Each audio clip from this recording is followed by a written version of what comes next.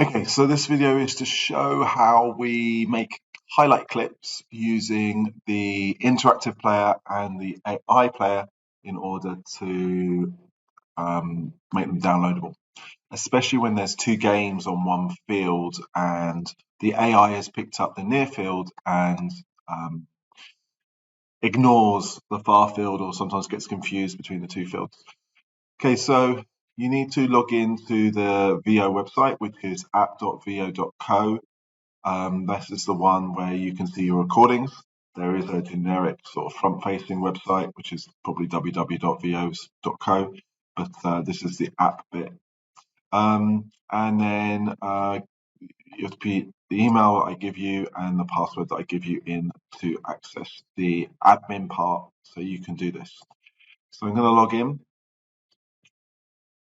and you've got recordings is one of the options at the top. And if you can't see that for some reason, if you go to recordings on the right hand side, then you'll get to this page. And then I'm doing the 22nd of April video. Now this video has been worked on already, and we can see that. I'll just pause this for now. We can see that through these dots. Each one of these dots is a highlight, which is a segment of the video, depending on what length you give it, and you can then download those highlights. The issue we have is that in this game, we had two games going on at once. So we got this team on the near field and a team on the far field, and the IA gets confused between the two. At the moment, it's on the far field because the near field is not playing any games, but playing any points. But when the near field is in action, the AI will go to the near field. Okay, so at the moment it's on the near field. So when both fields were in action, it tended to go to the near field. So we need to make highlights, and we need to tag these highlights. So to see the highlights that are possible, we click on the plus, and you can click on this key here to lock the panel in.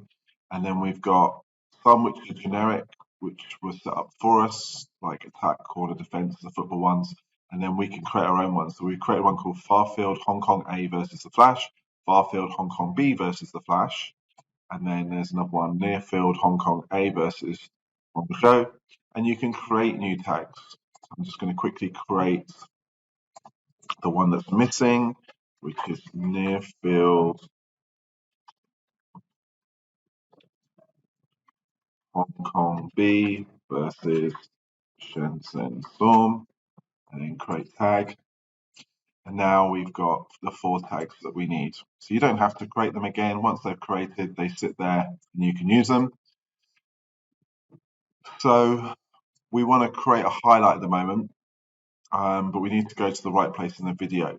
So if I click on the third icon, which is highlight list, I can see all the highlights that have been created so far. There's a whole load of near field ones and there's a few far field ones.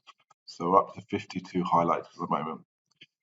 If I click on the dots, I can do a filter, and I can filter by tag. So if I do event tag, I can do far field HKB the Flash, which is the one that I'm working on, and apply the filter. Now these are just the highlights for the far field. So the last one is 2844.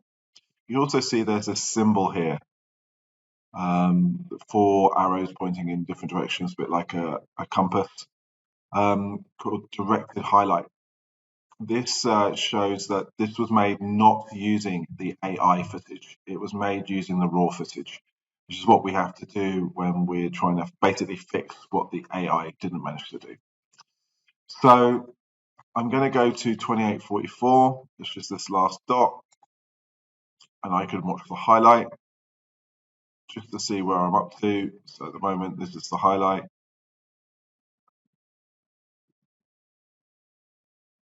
And it's 30 seconds long, so I must scroll pretty quickly. I'm going to skip towards the end, 29th second. And they've just scored.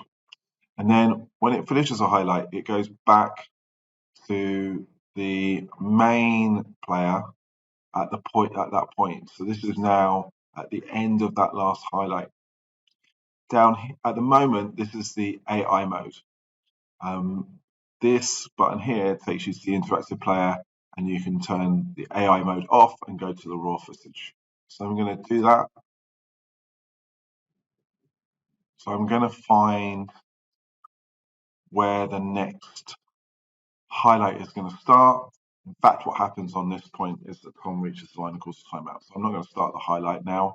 I'm going to find the end of the timeout or the start of the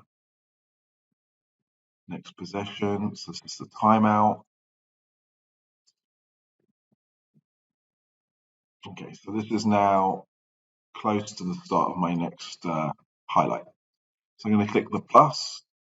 There's the tags. I'm going to use the tag which describes what I need to record, which is the far field HKB versus the flash. And then it brings up this green bar. This green bar indicates the highlight clip length. So it's starting at 3204 and at the moment it's ending 3304, but I can drag this and change that length. If I click in the bar, I get a line, and this is my opportunity to create a keyframe. A keyframe is where you're teaching the camera where to be zoomed into, how much zoom to have, and where the direction of the camera at that point. So I want to find when Tom is just about to pull the disc in play. So I'm minimizing how much length of the clip. So it's about there. And I click add keyframe. The green is the start of the clip. So this is actually where I want the start clip to be, but you can click then the green and drag it to the start of your first keyframe. And then you're going to go through and teach the camera how much zoom to have and where to be panned. So I'm just going to click a little bit further in the clip. Disc hasn't moved much, but I'm just going to pan the camera a little bit and click add keyframe. I'm teaching the camera to be at that point at that moment in time, and it will do a smooth transition between those 2 points. I'm going to click a bit further. Disc hasn't really moved. Don't think I need to move the camera. Okay, camera's moved a bit. Disc's moved back a little bit, so I'm just going to move the camera.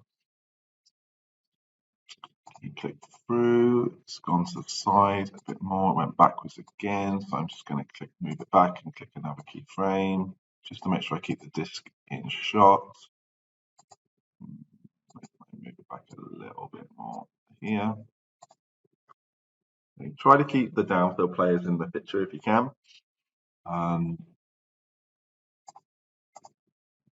It's now moving forwards a bit.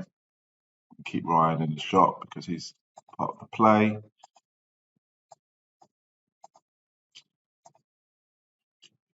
Moving the disc very much at this point.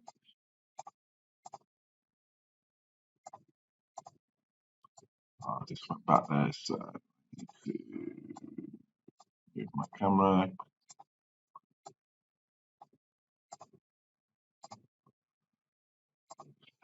Okay, and I'm going to keep doing this. One thing you can do is you can zoom out using the roller of the mouse and zoom in. And then you can click on the mouse, hold down and move it around the screen to do the panning.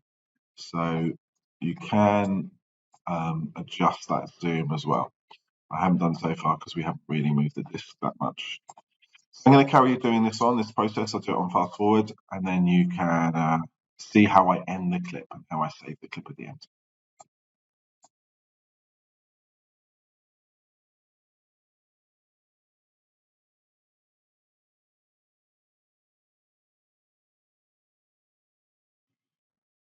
Okay, so this turned out to be a very long point, and actually I've stopped it on another turnover just to split the clip up. Also, just note that you can click on where a keyframe is and delete it. And then once you've done all your keyframes and you finish the highlight clip you want, grab the green end and drag it into close to the last keyframe. So this will be my clip now from 3212 to 3652. Once I've done, I don't have to worry about these other options. Just it will be on interactive already. It will be on far field already because you clicked it earlier, and then create highlight. It will say up in the top left-hand corner, highlight created at 3212, but it won't appear as a dot for a while. It takes a bit of processing, but what you can do is you can start doing the next clip. And in fact, the video, I've just paused it, carries on at that point. So actually, this is now the start of my next clip. I might, if it was waiting for a stoppage to finish, I might have to fast forward a little bit. But I'm actually where I want it to be. So again, I'm going to click on Farfield HKB the Flash. I make sure I'm in interactive. If this comes up, that means you're in AI mode and you can't pan and move the camera. It's quite obvious when you're not in the right mode. If the AI is good, you would use this mode. If the AI is bad, which it is in this case because it's a far field, I would use interactive mode, which is this button on the right hand side. And then that green version of the bar comes up.